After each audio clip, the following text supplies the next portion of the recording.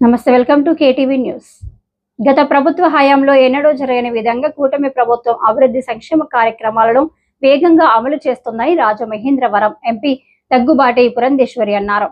అనపర్తి నియోజకవర్గంలోని పలు గ్రామాల్లో 3.60 కోట్లకు పైగా అభివృద్ధి పనులను ఎమ్మెల్యే నల్లమిల్లి రామకృష్ణారెడ్డితో కలిసి ప్రారంభించారు.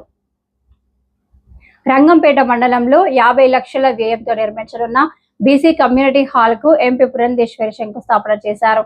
అనంతరం అనపర్తి మండలం దుప్పలపూడిలో 2 కోట్లతో అభివృద్ధి చేసిన దుప్పలపూడి కాపవరం బీటీ రోడ్డును ప్రారంభించి ప్రజలకు అంకితం చేశారు. బిక్కవోలు మండలంలో 1.10 కోట్లతో చేపట్టిన సీసీ రోడ్లు, శ్మశాన వాటిక, స్నానఘట్టం, పారిశుద్ధ్య సదుపాయాలను కూడా ప్రారంభించారు. ఈ సందర్భంగా స్థానిక ప్రజలు ఆనందం వ్యక్తం చేశారు.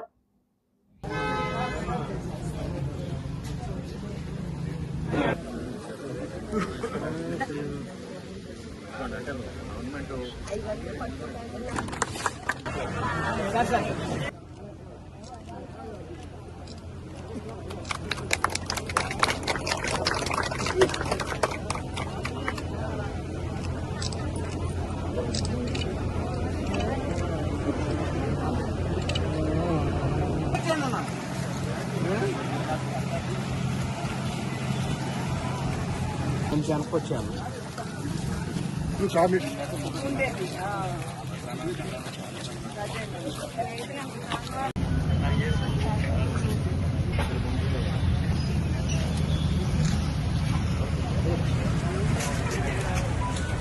भारत माता की जय, भारत माता की जय, वर्दिल्लाली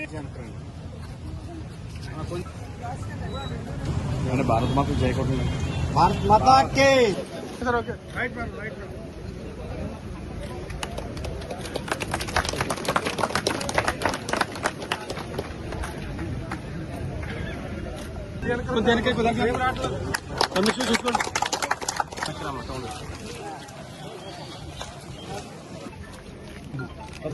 దాదాపు 2 ఎకరాలు మొన్న అయిపోయింది. కొద్దిగా పంటారు.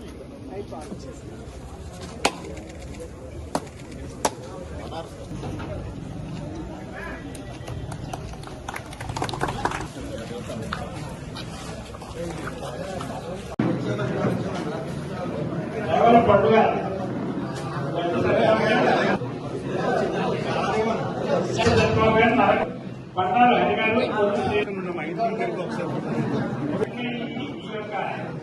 మీకు విశ్వసనీయత ఎక్కడుందని నేను ప్రశ్నిస్తా ఉన్నా.